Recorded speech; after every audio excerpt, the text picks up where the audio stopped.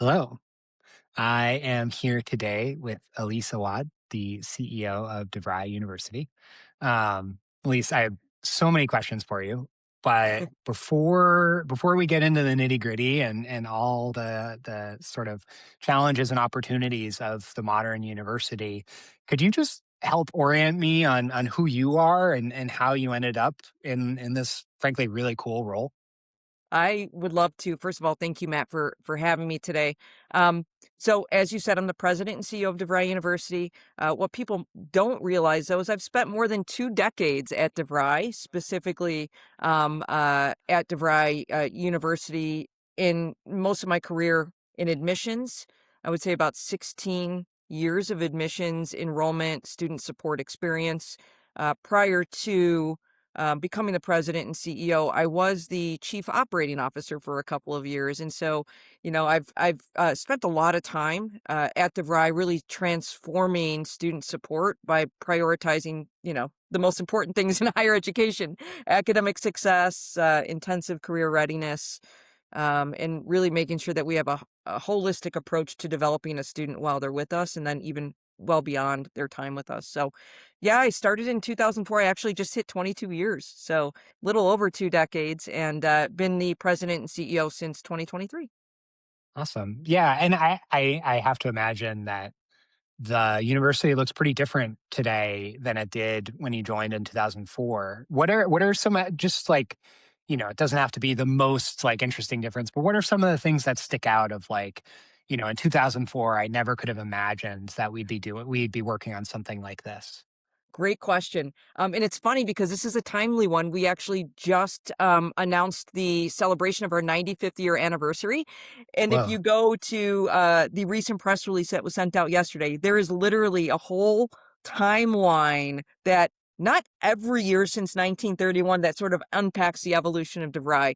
But there are two things that stand out with that question. One, in 2004, if you would have asked me what would shock me the most about where DeVry is today, I'd say I mean, yes, we've always been at the center of tech disruption and,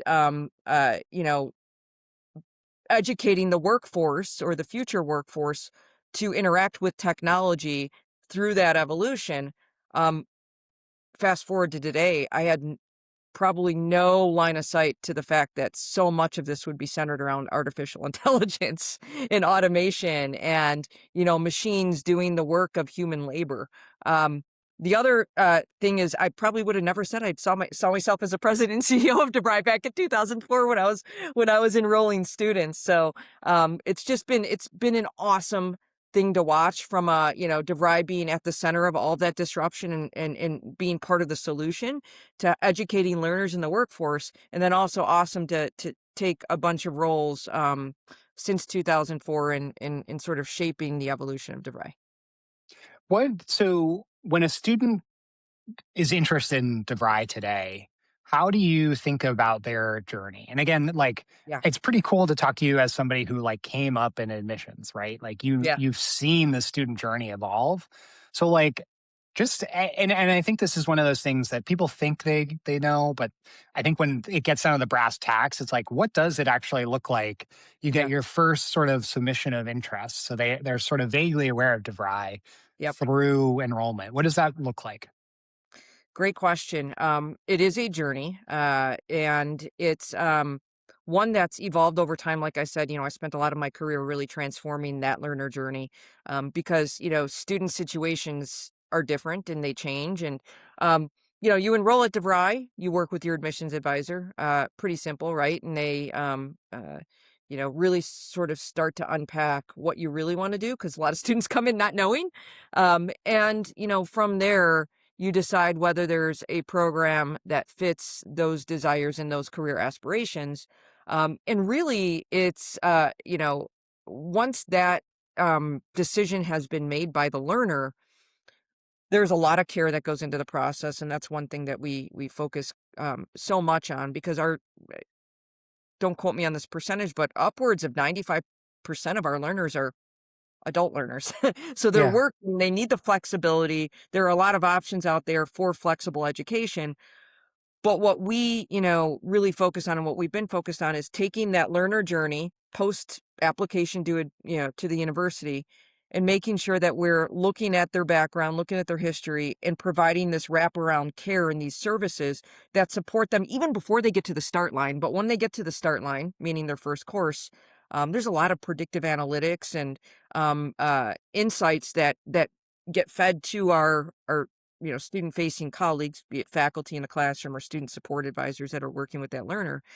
And they tell us how much care that learner needs. Some, if I were to go to DeVry right now, I'd probably just want to be left alone. Like, let me do, let me do this on my own time. I don't really need a ton of support. Self-directed. Yeah. Yeah. And then there's, students that really do need more support because they've been out of the game for, gosh, 10, 15, 20 years. Some having consumed no college prior to post high school. So the learner journey has evolved. It's a blend of, I'll call it digital care and human care. And that continues to evolve as we incorporate more AI and technology into the learner journey. But it really comes down to telling us based on data, based on incoming information, high school grades, GPA, et cetera, how much care that learner needs. And then we personalize the support system around them. Yeah. I think it's a really important point that a lot of I think especially traditional, but also non-traditional learners are coming to the universities without knowing what they Yeah. want to do. They're like, it's almost like they go to the university because they don't know. Yeah. And I think it puts a lot of, I'll call it positive pressure on the university to deliver a result. And it's funny, like in the VC world, like there's all these career mapping and navigation, apps, right? And you Yeah. may use some of them, so you may actually have specific opinions here. But I've always sort of landed on they don't like most humans are not like hunting for a career navigation app to solve this problem. They're going to a university, and I think that's sort of an under discussed part of this of like how much career counseling, especially a DeVry or, my former employer, SEI, Yeah. has to do at the front end and throughout the journey. Oh, tons, tons. It's a very what people don't understand until they're in it and going through the process. It's so consultative. It has to be. It has to be. Um, because, the worst thing that can happen is a learner starts their education and decides, after they've paid for courses and gone through, semester after semester into a year that like, "Oh gosh, I don't think I wanna do this anymore." You know? That's a lot of, sunk dollars spent, cost, right? And time. Yeah. Yeah. And both of those are really important to especially adult learners. Time and money. Yeah. So what is as you think about the next like call it 3 to 5 years at the VRI, what are some of the like inflection points that are top of mind for you? What sort of changes things from a good next 3 years to a great one? What are the levers that you're trying to pull as CEO that you think will make a big difference? What a fantastic question. Well, let's zoom out, and really look at what's happening from a labor market perspective. If you just read any headline, right? AI is sort of this pressure system that's restructuring work, Matt, and in some cases, it's task by task, in others, it's more of a holistic restructure. And we are already, it's undeniable, right? Seeing routine parts of jobs being automated. Okay. Yeah, admin support, basic customer service, content creation for marketers, entry Yeah. level analytical work. And so, some would say those first couple of rungs on the career ladder are somewhat broken or there's not enough room for people to climb.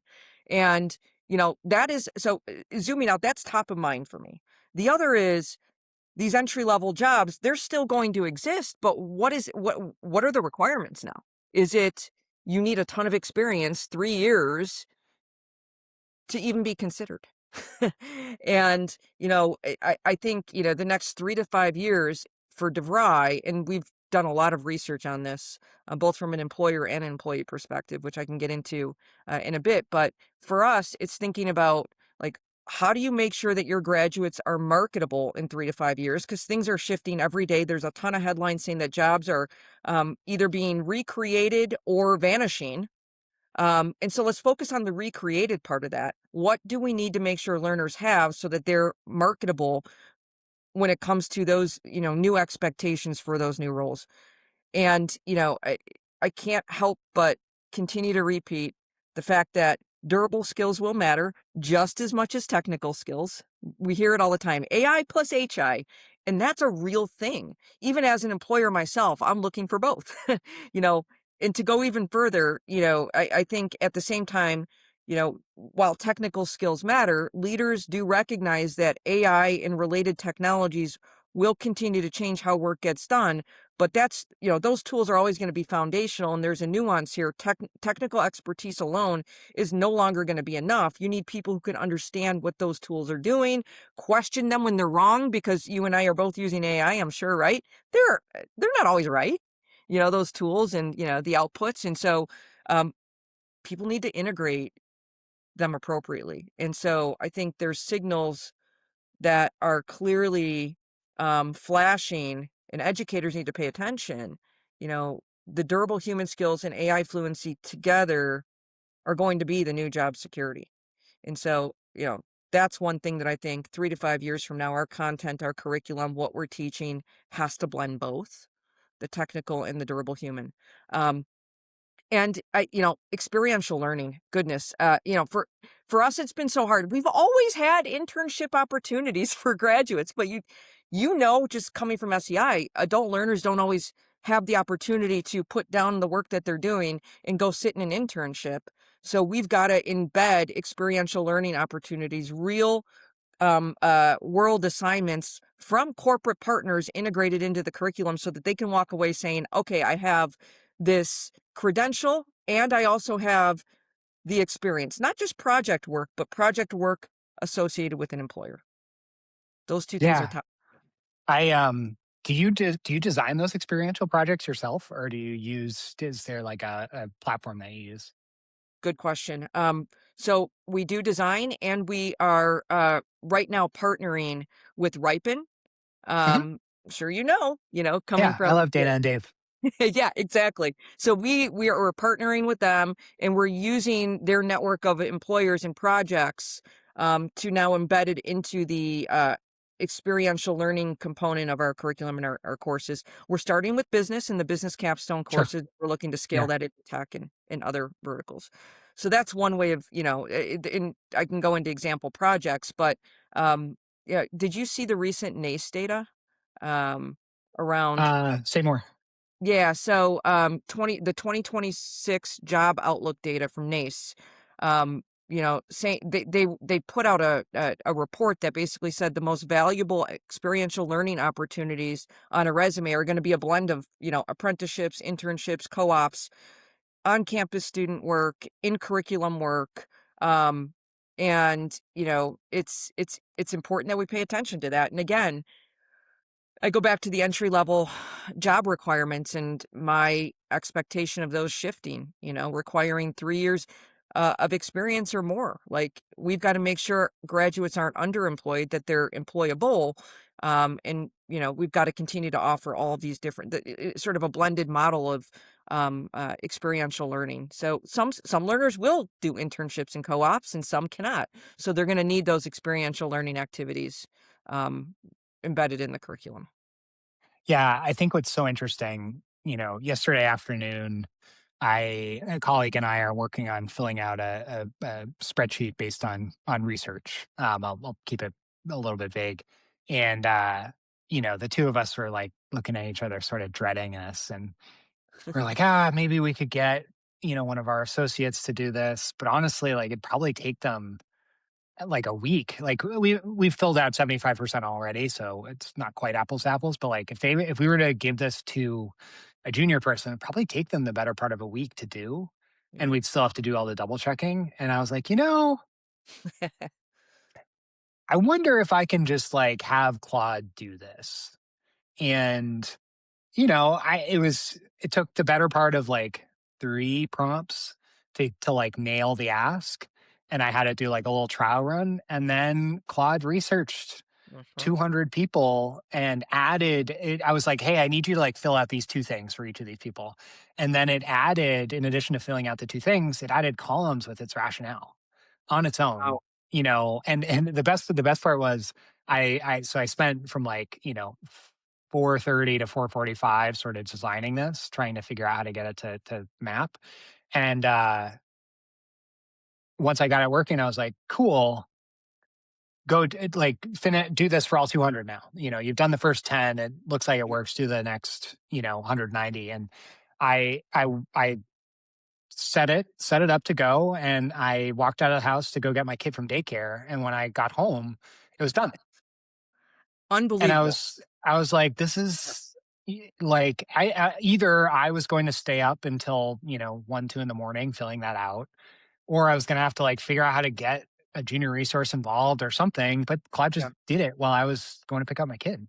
Um, Yep. so, that's a long-winded way of being like, I don't maybe that's a ripe and experiential project, but it's so hard to figure out, like, do you teach that? Do you teach, like, English? Like, how do you counsel, a student on, like, what they should be focused on, uh, in their, you know, bachelor's career, right? It's Right. such a complex question now, to your point that it's not just technical skills, it's this weird amalgam. Totally. And what a great way to sort of illustrate what's really happening right now. And I think more people are like, okay, and you have to have the patience, right? And you have to Mhm. have the understanding of how to prompt and how to get the output you desire. Um, you know, there's a couple things I want to say just based on that Yeah. little project that you did. One is I think people are interpreting the risk that we face today as there will literally be no work. And I think that's wrong. I think it's that people will be pushed from one kind of work to another without, you know, and right now I don't think that people understand what that looks like. And also, I haven't seen a real concrete plan around how we're going to get the workforce from, what they're expecting to do today to what they need to be doing, without support, without higher education, and without the right mix of human and technical skills to be able to do what you just got done with Claude. I mean, you're probably well versed in how to prompt and how to get the outputs, right? But many people aren't, and it could be a very frustrating experience. And that's why I think AI fluency and AI literacy is really important. No matter whether you're in a technology related program or a business program, it's all the same. But what I worry about is that the durable skills, if you only rely on that, will start to diminish, right? The critical thinking abilities of individuals, communication, problem solving. Look at what happened during COVID when we all went remote. Our kids were not in classes interacting, and people really feared that there was going to be a drop off in critical thinking and communication. And in many cases and in many studies, there was. You don't want AI to exacerbate that, but you want people to be fluent in using it so that you can get work done faster and know when it's right or when it's not, you know? Yeah, totally. And that's, like, literally as we're talking, my colleague just slacked me saying, like, "Hey, this is really good, although I disagree with the way it categorized this." I'm like, Right. that's actually exactly the point. Like, Yeah, because it added the rationale, which I didn't even tell it to do, you can disagree. And yep, I think that it's fascinating. it And, is. and I guess, like, to put a finer point on the question for you, because I know embedding AI in courses is top of mind. Like, how are you, like, and I get the experiential learning part, and I get how Yeah. AI would manifest in experiential learning. Is it also manifesting in some of the more traditional types of courses? Like, what does that look like? Yes, okay, so, I had an aha moment, Yeah. with the team, when we did this, so we do research studies every year, and Mhm. this the latest one that we did, totally searchable if you wanna look for it. It's this, the silent standoff in America's talent economy. We Hmm. partnered with reputation leaders. We published it in fall of 2025, but the research was done in June. And, it was around like, what employers and employees think about this moment in time with the disruption of AI and just technology changing. And there was such a clear, like, dissonance between the 2. I think employers, felt that their employers were really concerned. It came out through and through in the study and all the data that their workforce lacked the skills needed to be successful in the next 5 years, and that's specifically related to AI and technology. And many have admitted in that study that they feel like they are finding themselves passing over employees for promotions because their tech skills are Hmm. completely out of date. Interesting. Now, think about the employers on the other side. They're like, oh, we're fine. We know how to Yeah. use AI, and feel like they, don't have this, job risk that employers see that they have. So, and, I think, um, when you look at the data, em- employees believe that they know how to leverage technology and AI. And what we're finding is that, yes, they use it, but is it being used well enough and alongside critical thinking? Are they prompting right? Are they getting, the quality of work that's expected out of it? So using it, simply using everybody's using ChatGPT. I mean, gosh, like my nephew, 7 years old, is like, oh yeah, ChatGPT, right? So, and I think they're learning that at a younger and younger age, how to interact with AI, how to do it well, not so much. So I had this aha moment. Doesn't matter what program, doesn't matter what vertical, whether it's tech, healthcare, or business, we ought to be building this skill of leveraging AI while also leveraging the human intelligence side of things. And so we committed to embedding AI literacy, and we built this AI framework, AI fluency framework, into 100% of our courses. Every single course, open up the catalog, hundreds of courses by the end of 2026. Why is that important? Because this is just like going to a gym. You've got to build muscle. You got to build Yeah. muscle. You've got to really sort of work at it so that you're getting the best of both the human intelligence while you're getting the efficiency, the speed, and the interaction with AI. Yeah. So, I think what's been so interesting about like the AI revolution or whatever you want to call it, is when I think about the like early adoption of the internet, a lot of that was bottoms up. And there's a tweet going around that about uh, Bill, Bill Clinton's deposition, and he was like, and somebody asked him the last time he sent an email, and he's like, I think I sent an email to an astronaut when he was in space, and I think I sent one to a ship.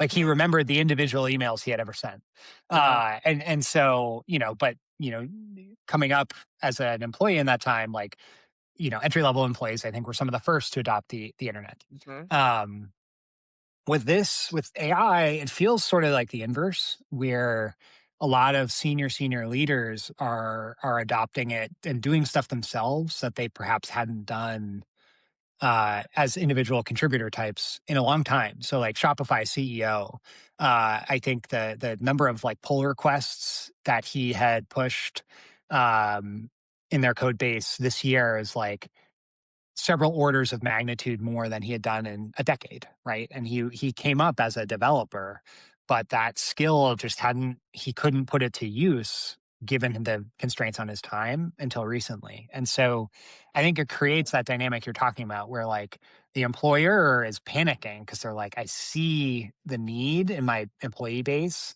and no one is grasping it, or only a select number of individuals are grasping it, and the employees are like, "Yeah, I use ChatGPT. It helped me fix my back pain yesterday." Yeah. And both of those things are true, but it creates a giant vacuum in the middle that it sounds like you guys are trying to answer. Yeah, very much so. What a great way to sort of paint the difference in a real life sort of example.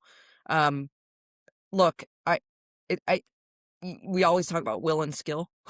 I think there's a Sure. will to leverage and will to move faster, but the skills lacking. And, in some cases, it's gonna look like retooling and going back to school to get those basic skills, and in other cases, it's gonna be quick upskilling opportunities, and I think our decision to embed it into 100% of the curriculum, which people are like, "Whoa, that's going all in. You are making a big bet." We absolutely are making a big bet. AI is not going away. Do you remember when you know, when the calculator, came about, like, people are like, "Oh, wait, I don't have to do math by hand, and now everyone knows how to use a calculator, right? That is going to be AI, and it's just gonna get smarter and smarter as the years go by. We've gotta make sure people get smarter and smarter in terms of how to leverage it and interact with it. But then there's also the people behind the AI, and we can't I mean, DeVry's we're celebrating our 95th year anniversary this year. We've been at the center of tech disruption and educating the workforce around, the latest and greatest technology. And so we've also got to think about the next, developers and the people that are going to be behind the innovations of tomorrow. And so, and then there's people that do want to go beyond just the basics of, okay, I'm going to learn how to interact with AI and then step back with my professor and figure out what went wrong, went right, and how I can get a better output to foundational AI core courses that give them more than that. And so there's so many different legs of this stool. You can do your foundational AI Catalyst curriculum. It's like a little skill pack of AI courses. You could do nothing and just focus on your your business degree, and you'll get AI exposure throughout. Or you can go all in and go into an AI name tracker certificate, or you're a corporate partner and you're like, hey, I'm seeing this issue emerge within my workforce, and I've got to get people upskilled pretty quickly, which is where we're at. In getting them to figure out how to leverage AI the right way, and go and do one course, through DeVry Pro. So there's just it there there are options, and I think the faster employers see the need to leverage one of those options, the better their organizations are going to be from a you know position for growth perspective. Yeah, I couldn't agree more. I would posit that, we're doing a lot more and a lot more complex math now that we have calculators available to us. Yeah. So it really opened the aperture of both who could do math and the types of math that we could do together. So, I'm with you. I recognize that it will probably be painful to a potentially significant portion of the population, and we should be considerate of that. But I think it's better to embrace it and try to help build it as a skill than to just avoid it completely. So, I'm really excited about the direction y'all are going. I'm excited to continue following along as the rollout of AI skills in every course continues. And I hope we can do this again sometime soon. I would love to, Matt. I love, what you put out there, and always love listening to you and working with folks that come from your organization. So thank you for taking the time and for being a part of this important conversation as well. Awesome. Thank you. Thank you.